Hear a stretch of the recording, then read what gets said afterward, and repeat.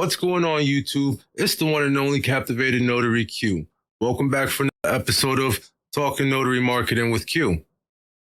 On this episode, what we're going to talk about is Facebook and why I think Facebook is the number one tool that you can use to market your business. And I'm even going to show you how I do it. Let's get to it.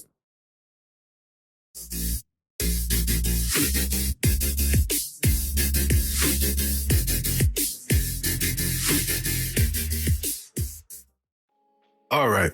So in my last video titled Notary Marketing, Instagram Ain't It, Use Your Stamp, I'm going to link to it up here. Just look at that card. I think it's going to be right here over there. One of those. Still getting used to YouTube. I'll get it down one of these days. Anyway, in that video, I detailed why Instagram isn't the best place for notaries to market their notary services. Instagram does serve as a great place if you're a trainer or if you have some type of book or course or mentorship that you're offering to the notaries. Instagram's a great place to market to other notaries. However, if you're trying to get out into your community, it's just not it. In that video, I suggested that you use Facebook. So what we're going to be doing today is taking a look at some of the numbers on why Facebook is the best platform for us to use. And then I'm going to show you exactly what I do when I run an ad campaign on Facebook. And I'm not talking about paying for ads. No, I'm talking about actually going in there and connecting with your community. So the first thing that I want to do is take a look at a couple of specs from Facebook. Okay, now this website, this is blog.hootsuite.com. And what we're looking at is a whole bunch of Facebook stats, and we are going to go through a couple of these together because I think what you're going to find is really relevant to your online marketing need.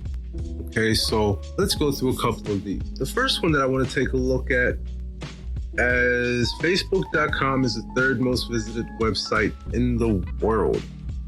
All right, so if we're talking about in the world, good chances are people that are in your area, they're sitting on Facebook at some point in their day.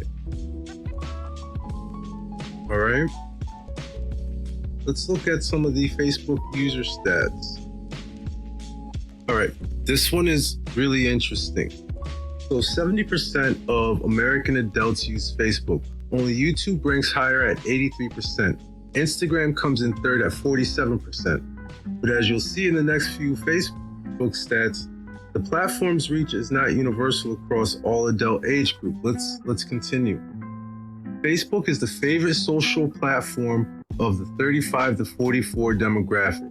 It also comes in tops for male internet users aged 25 to 34, although women in that age group prefer Instagram.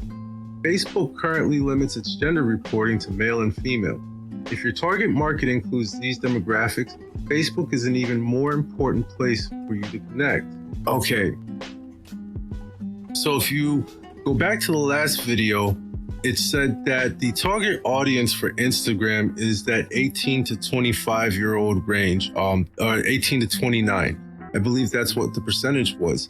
And they were saying that that's Instagram's main users. Now, what this is saying is, and it kind of correlates with that information, is that Facebook is the favorite platform for the 35 to 44 demographic, which that happens to be the demographic that I'm in. Now, for my business, Facebook is awesome. On a personal level, I don't really get down with social media like that, just in general, but the numbers are there. And I see that through my own marketing efforts when I put stuff out for Q the Notary. And that's really what I want to drive home with this, is that the people that are using our notary services, there's a certain age bracket where there's that sweet spot because, you know, as people become adults and start to go through things in life, more situations start to happen. You start to collect assets. People start buying property, and stocks and bonds, and starting to want to put together their life plans, their wills, their estates, so there's a real sweet spot there where if you understand that that's where your market is and you market to them certain things, especially if you're really big on trying to get more estate planning signings and whatnot, there's a way about doing that on Facebook to connect with people. And I always say that we can't persuade anybody to need a notarization. And this is very true. But what you can do is start reminding your community that, tomorrow isn't promised, and, getting their estate in order may be a good idea, and you're the person to help them with. Just throwing it out there. Okay? Just throwing it out there. But that's a really important step. And even for us, for the Notaries Unsealed podcast and everything else that we have going on, the guys and I, this reigns true for all of our metrics. We see a huge increase in viewership and listeners in that age range of 35 to 44. And then the following range, 44 to 59, they're kind of neck and neck. And for a lot of you content creators, I'm sure if you're looking at your insights, I'm pretty sure you're seeing the same thing when it comes to this notary content. That correlates with your marketing efforts as a whole when it comes to marketing your notary business. Okay, so don't let those numbers escape you. Even if you're marketing to just notaries in general, pay attention to that age bracket that you're hitting. You can hit that same age bracket by going in and marketing on Facebook. Okay, let's see if there's anything else worth mentioning here in these stats. The average engagement rate for a Facebook page post is 0.07%. However, the rate varies substantially among post types, which may be a good reason to reconsider your content mix. Photo posts get the highest engagement at 0.12%, followed by status posts, video posts, and link posts. Engagement rates also vary significantly based on the number of page followers, with small pages getting the highest engagement. Think about that. So the smaller that you have, the smaller niche of a following that you have on your page, the more likely you're going to get people to engage with what you have.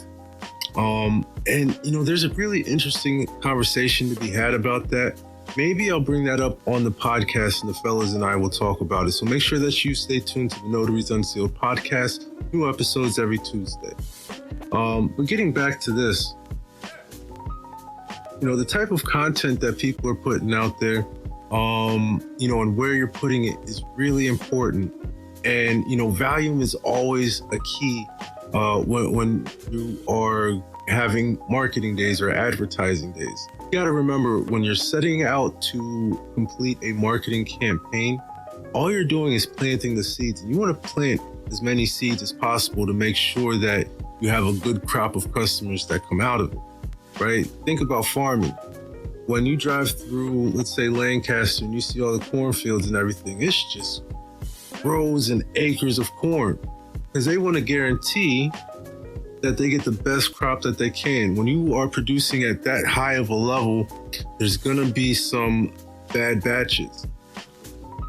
But when you have enough volume, a bad batch here or there doesn't hurt you as much as if you just casted a smaller net. Now that bad batch of, let's say, marketing, it can be detrimental to your business.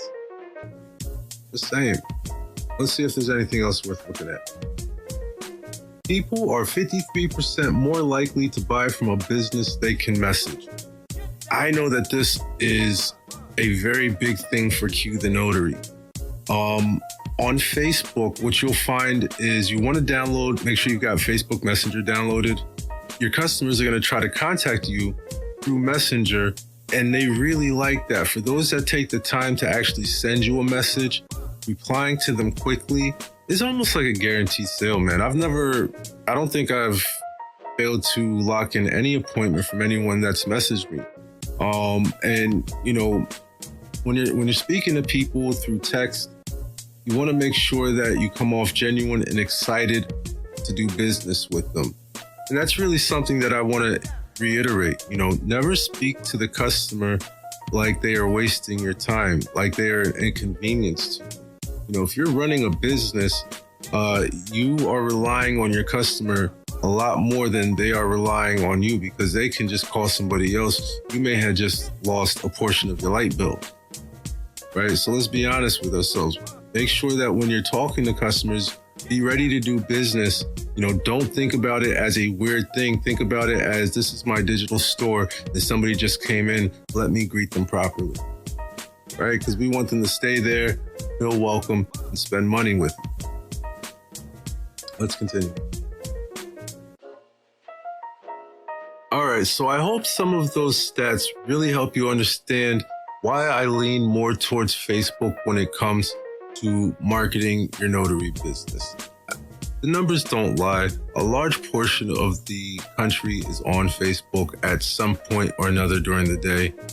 What your job to do is to go in there and tap into the groups that they are joining and following and getting your ads in those groups. So that way, when they spend that half hour a day on average scrolling through their timeline, there's a better chance that they see your notary marketing business.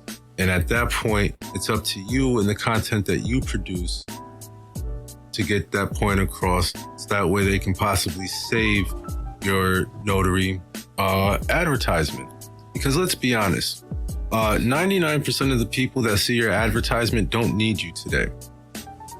Okay? So your call to action for them, it can't be to call us now.